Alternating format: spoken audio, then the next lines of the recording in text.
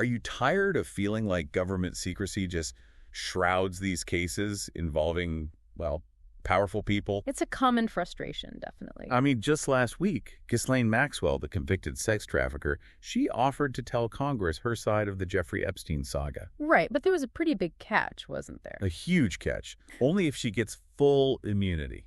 Full immunity. Lawmakers, unsurprisingly, rejected that immediately. As you'd expect. But it does bring up those questions again, doesn't it? About how the federal government works, who gets protected. Exactly. For years, people have wanted clear answers about Epstein and his death, that whole network he allegedly ran. And the official stories often don't seem to satisfy the public, do they? Nearly half of Americans apparently believe Epstein was murdered. That's a huge number. It really is. And public trust just erodes when you see the Department of Justice being, let's say, reluctant to release all the documents. It fuels suspicion. You start wondering what's being hidden. So what truths might Maxwell reveal? And why does the justice system often seem so opaque when it deals with the powerful? Yeah, those are the core issues. Today, we're doing a deep dive into exactly that. The mechanics of grand juries, the DOJ, the rules dictating what you, the public, get to know, especially in these high-profile cases. We're pulling back the curtain a bit on how these federal investigations actually work. And what it all means for transparency and, well, public trust. Okay, so let's unpack this whole thing. Before we get right into Maxwell's offer, we really need to understand the grand jury. It's powerful, often kind of mysterious, right at the heart of these federal investigations. It really is. And, many people think of grand juries just as, like, a tool for prosecutors to get indictments. Yeah, sort of a rubber stamp sometimes. That's the perception, but what's critical, truly critical, is understanding its dual function. Yes, it investigates crime, it starts prosecutions, but it's also designed as a safeguard, a protection for citizens against unfounded charges, maybe even politically motivated ones. It's a check on power. Ah, okay. So not just an accuser, but potentially a protector, too. That's a really important difference. How does the DOJ actually guide prosecutors on this? Well, the Justice Manual, that's the DOJ's rule book, essentially it stresses that prosecutors act as officers of the court, meaning their duty isn't just about winning, it's about ensuring justice is done, making sure guilt shall not escape nor innocence suffer. That's the language they use. Wow. So they have to respect the grand jury's independence, its role in shielding people from baseless accusations.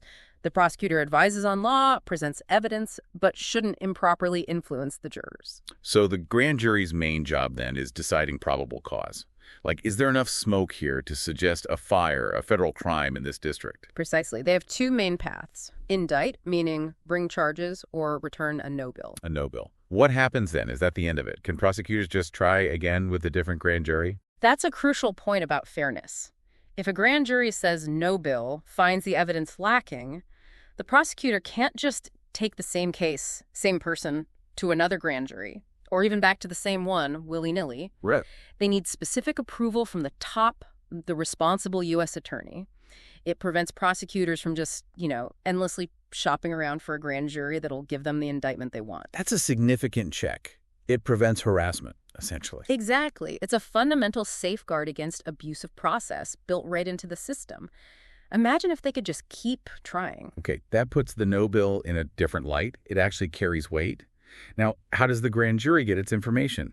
Subpoenas, right? Those seem like powerful tools. Extremely powerful. They can compel testimony, demand documents. But are there limits? Yeah. Especially with sensitive stuff. Or when they're looking at the actual targets of the investigation. Yeah, absolutely there are limits. Those sort of invisible guardrails. The DOJ manual is very specific. For example, while a grand jury can subpoena target someone, they really suspect they're supposed to try and get them to appear voluntarily first. Makes sense. Less confrontational. Right. And if voluntary appearance doesn't happen, subpoenaing that target requires approval from a high-level prosecutor, like the U.S. attorney or an assistant AG. And what defines a target exactly? The manual defines it as someone where there's substantial evidence linking him or her to the commission of a crime and who the prosecutor sees as a likely defendant, a putative defendant. It ensures serious consideration before compelling someone who might face charges. Okay. What about money trails? Financial records are often key in big cases.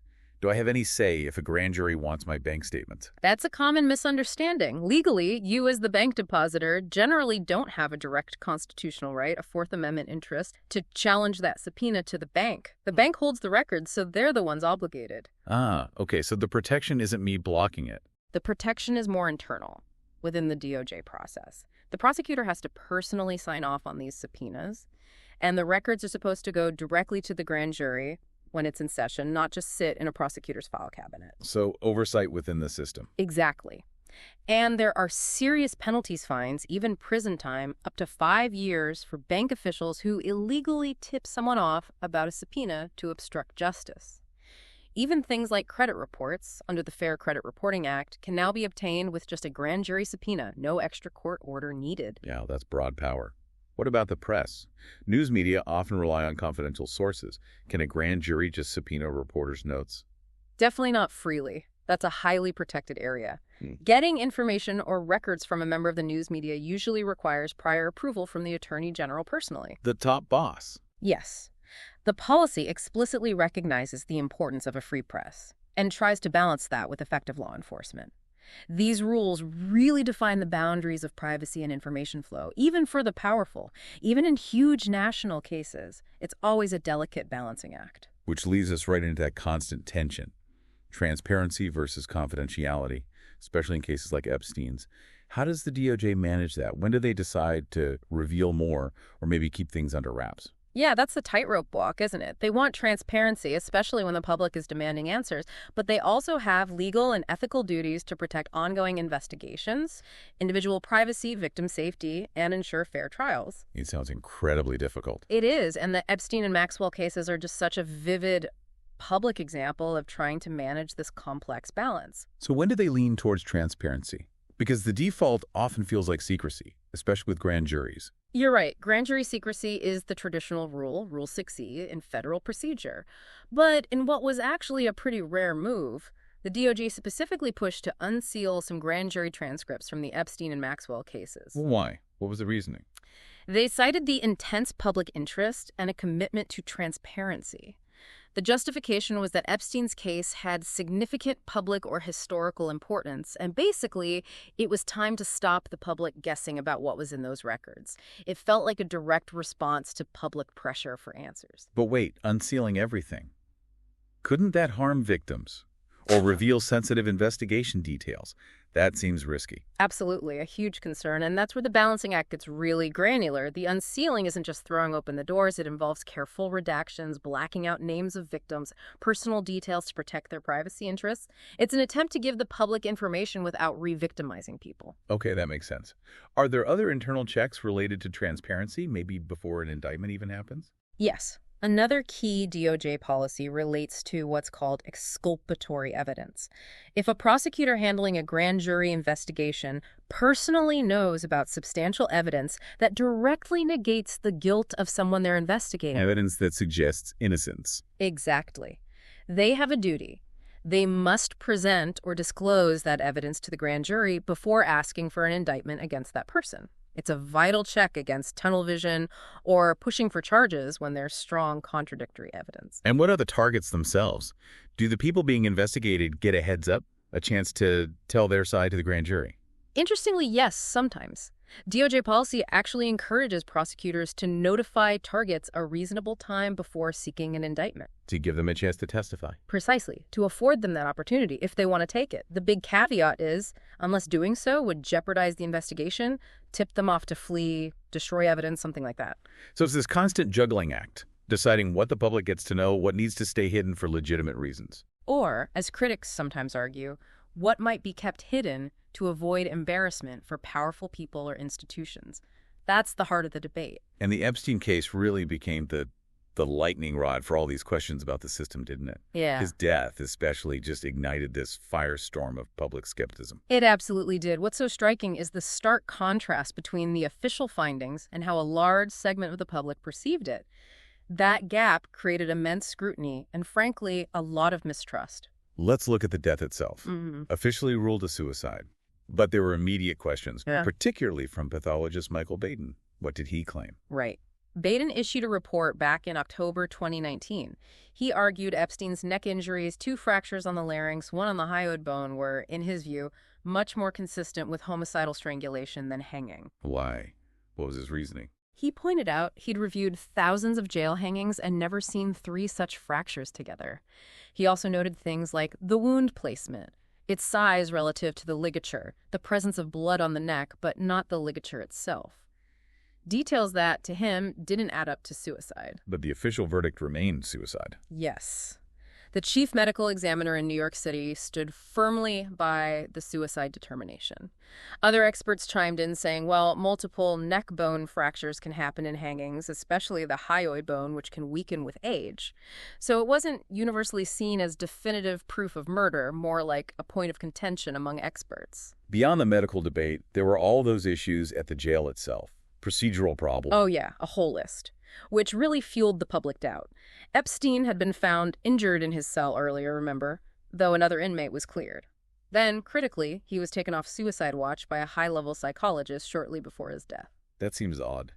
Very controversial. Then you had the prison guards who were supposed to be checking on him, indicted for falsifying records, apparently sleeping, browsing the internet. 2 cameras outside his cell were broken. Broken cameras. Really? Yes. And then there was that whole saga with the surveillance video from his first apparent suicide attempt reported missing, then found, then later declared no longer existing. It just looked bad. You put all that together. No wonder people were skeptical. Those polls. 45% believing in a conspiracy, most thinking he was murdered. The Epstein didn't kill himself meme really captured that widespread distrust. It absolutely did. The case just starkly illustrates that gap between official accounts and public belief, especially when you have irregularities and, let's face it, high-profile connections involved. Yeah. It makes you question how much faith you can place in the official story when so many elements seem off. And those connections were significant. Both former presidents Trump and Clinton had known links to Epstein. Yeah, they did. Both were known to have socialized with him, flown on his planes. Now, the sources we looked at are very clear. This isn't proof of any wrongdoing. Right, association isn't guilt. Exactly. Clinton's team said his flights were for Clinton Foundation work, with Secret Service present. Trump, who once called Epstein a terrific guy, said they fell out over a real estate deal before Epstein's legal issues surfaced. Later, Trump wished Maxwell well. But these connections, regardless of innocence, definitely fueled the intense public interest and speculation around the case.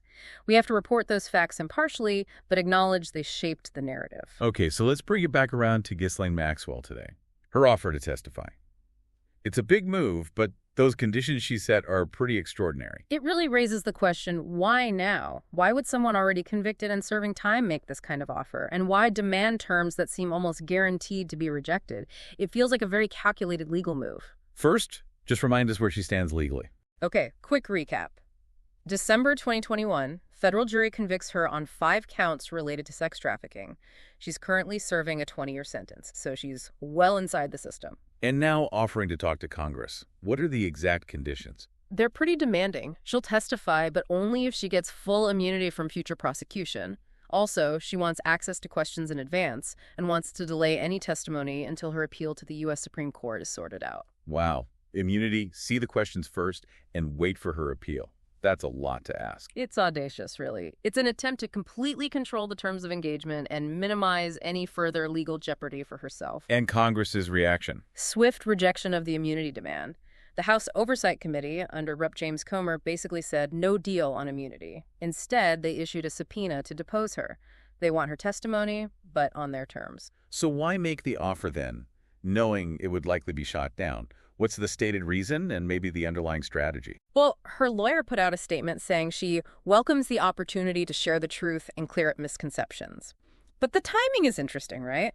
It comes after the DOJ announced in July it wouldn't release more Epstein documents. Ah, that controversial decision. Exactly. That decision infuriated transparency advocates and energized conspiracy theorists, as one source put it.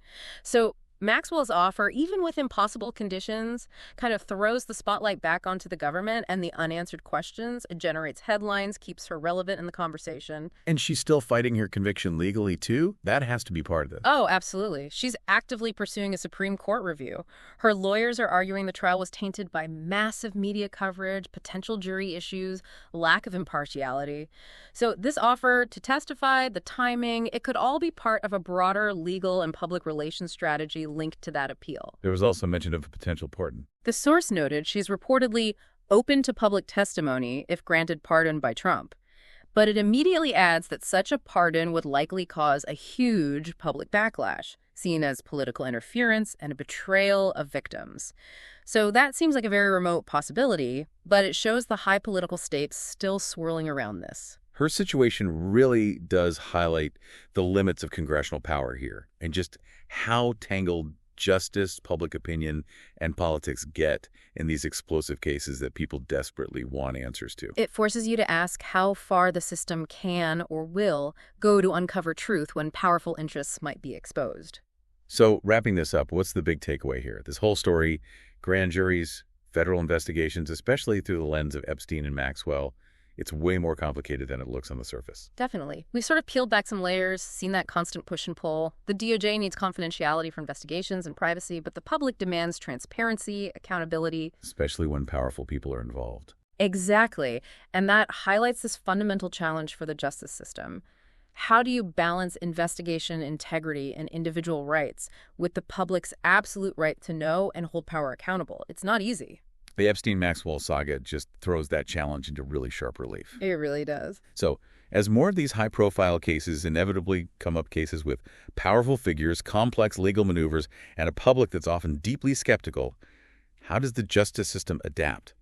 How does it both uphold the law and regain, or maybe just earn, the trust of the American people? That is the multi-billion-dollar question, isn't it? It really is. So for you listening, what stands out as the most critical piece of transparency needed in our justice system, especially when the stakes are this high?